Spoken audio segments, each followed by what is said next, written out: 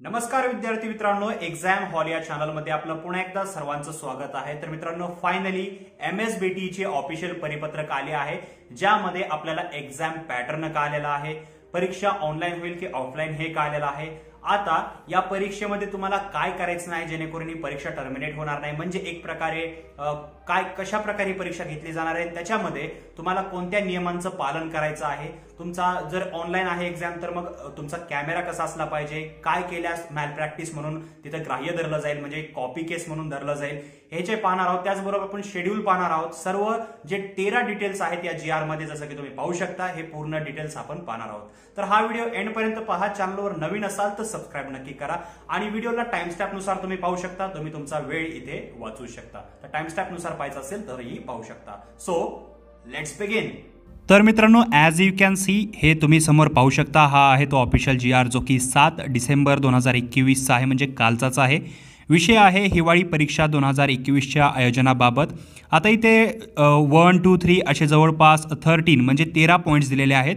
आपण 1 बाय 1 पाहणार आहोत। पहिल्या पॉईंटमध्ये दिलेला आहे अखिल भारतीय तंत्रशिक्षण परिषद मान्यताप्राप्त अभियांत्रिकी व औषध निर्माण तसेच शासन मान्यताप्राप्त अल्पमुदतीच्या अभ्यासक्रमातील म्हणजेच नॉन AICTE सर्व सत्र सर्व वर्षातील विद्यार्थ्यांची प्रात्यक्षिक परीक्षा ऑनलाईन प्रणालीचा वापर करून तोंडी पद्धतीने मंडळाच्या परीक्षाविषयक नियमावलीनुसार संस्था स्तरावर घेण्यात येणार आहे। याकरिता विविध मीटिंग ॲप्लिकेशनचा वापर करून प्रात्यक्षिक परीक्षा घेण्यात येणार आहे आणि ती जर शक्य नसेल तर टेलिफोनिक पद्धतीने सदर प्रात्यक्षिक परीक्षा संस्था स्तरावर घेण्यात येईल। म्हणजे बघा, इथे जे आहे ते प्रात्यक्षिक परीक्षेचा विषय सुरू आहे। ही जी परीक्षा आहे ती ऑनलाईन प्रकारे घेतली जाणार आहे, ऑनलाईन मोडमध्ये, आणि याच्यासाठी विविध मीटिंग ॲप्लिकेशन म्हणजे झूम असेल किंवा हा स्काईप असेल, तर अशा मीटिंग ॲप्लिकेशनचा वापर करून ही परीक्षा घेण्यात येणार आहे। दुसरा पॉईंट आता असा आहे की मंडळातील संलग्नित अखिल भारतीय तंत्रशिक्षण परिषद मान्यताप्राप्त अभियांत्रिकी व औषध निर्माण अभ्यासक्रमातील नॉन AICTE अभ्यासक्रमातील सर्व विद्यार्थ्यांची जी लेखी परीक्षा आहे ती मल्टिपल चॉईस क्वेश्चन वापरून ऑनलाईन पद्धतीने मंडळ स्तरावर घेण्यात येईल। म्हणजे बघा, जी लेखी परीक्षा आहे ती मल्टिपल चॉईस क्वेश्चन म्हणजेच MCQ पद्धतीने घेण्यात येणार आहे। सदर परीक्षा विद्यार्थी smart mobile phone, laptop, tablet, desktop इत्यादीचा वापर करून विद्यार्थी सध्या परिस्थितीत ज्या ठिकाणी आहेत त्या ठिकाणाहून देऊ शकतात। म्हणजे एक लक्षात घ्यायचं आहे, जी लेखी परीक्षा आहे ती ऑनलाईन प्रकारेच होणार आहे। तुम्ही तुमच्या डिव्हाइसवरून, फोन असेल, लॅपटॉप असेल, टॅबलेट असेल, त्याच्यावरून देऊ शकता। आता परीक्षाचा जो कालावधी काय असेल, त्याचबरोबर किती मार्काचे असतील ते पाहू। तर त्याच्यामध्ये दिलेला आहे सदर परीक्षेत विद्यार्थ्यांना 40 पैकी 35 प्रश्न सोडवणे आवश्यक आहे। सदर परीक्षेकरिता विद्यार्थ्यांना 2 तासाचा स्लॉट देण्यात येईल।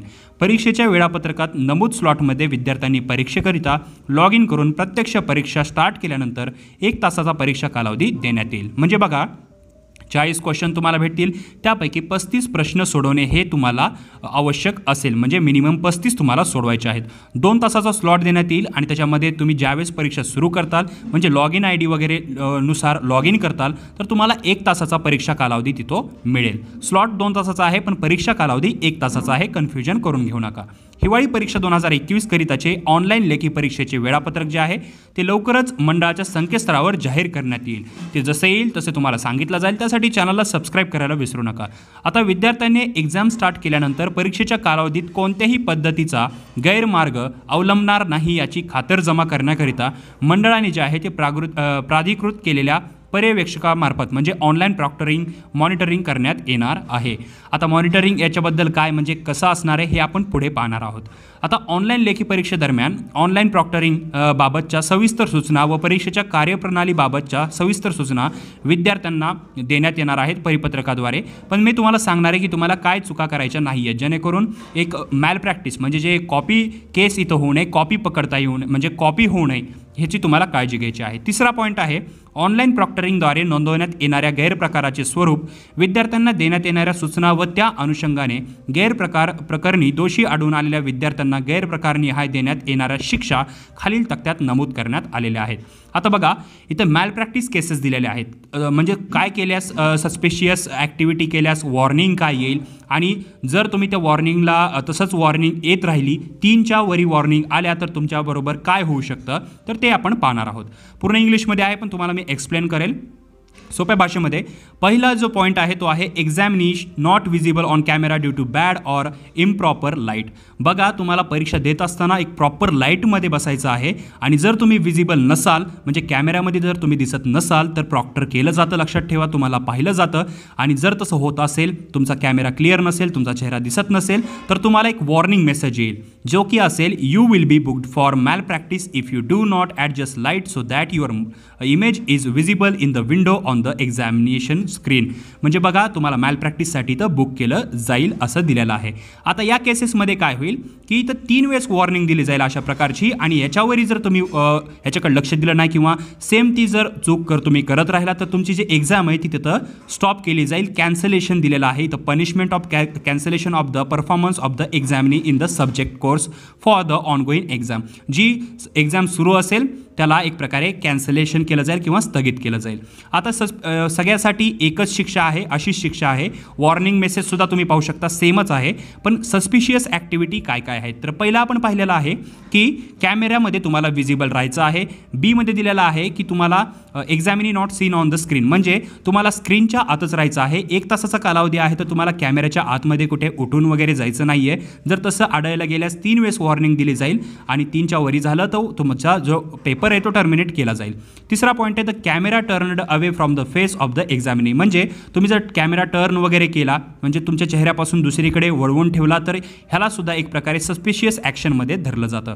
पुढचा पॉईंट आहे camera cover to obstruct vision म्हणजे एक प्रकारे तुम्ही कॅमेऱ्याला कवर केलं कोणत्या गोष्टीनं, समजा चिकटपट्टी असेल, टेप असेल, कोणताही सेलो टेप, तर त्यानं कवर करायला जमत नाही. जर अशी ॲक्टिव्हिटी सापडली तर तेही सस्पिशियस धरलं जाईल. आता पुढच्या दुसऱ्या पॉईंटमध्ये दिलेलं आहे examinee observed in the possession and use of communication devices म्हणजे एक्झाम सुरू असताना तुम्हाला electronic gadgets like mobile phone, smartwatch किंवा टॅबलेट, आयपॅड ETC कोणतंही तुम्हाला वापरायचं नाही आहे. हे सुद्धा सस्पिशियस ॲक्टिव्हिटीमध्ये धरलं जातं.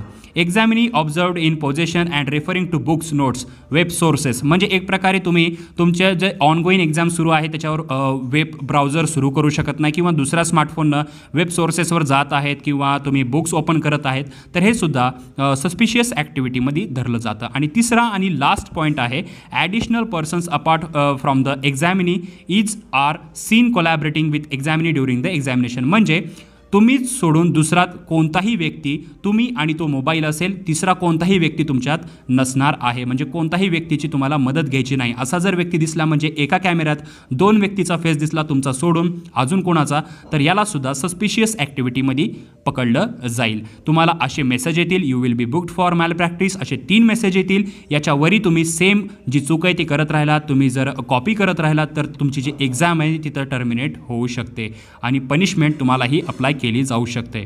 चौथा पॉईंटमध्ये दिलेला आहे, लास्ट पॉईंट आहे की सस्पिशियस ॲक्टिव्हिटीचा a person other than the designated examinee as shown in photograph 1 म्हणजे ह्याच्यामध्ये सगळ्यात सांगायचं म्हणलं तर जे तुमच्या हॉल तिकीटवर तुमचा फोटो आहे म्हणजे एक्झामिनी जो आहे तो सेम असावा.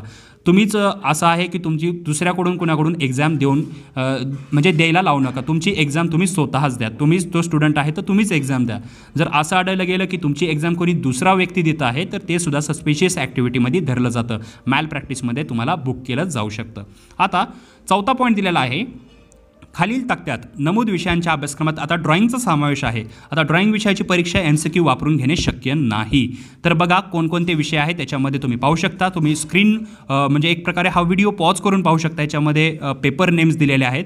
आता यांचं काय होणार तर सदर विषयांची परीक्षा जी आहे ती सत्रक्रम किंवा अभ्यासक्रमावर आधारित सादरीकरणाद्वारे ऑनलाईन पद्धतीने संस्था स्तरावर घेण्यात येणार आहे. सदर सादरीकरण तसेच तोंडी प्रश्नोत्तरांच्या आधारे जे आहे ते परीक्षक मूल्यांकन करतील. म्हणजे याची परीक्षा एक प्रकारे म्हणलं जाईल की तोंडी परीक्षा विचारलं जाईल आणि याचं मूल्यांकन परीक्षक करतील. आता उपरोक्त नमूद केलेल्या ड्रॉइंग विषयांची परीक्षा संस्था स्तरावर मुद्दा क्रमांक 9 मध्ये आता पुढे मुद्दा दिलेला आहे त्यानुसार प्रात्यक्षिक परीक्षा म्हणजे घेण्यात येणार आहे.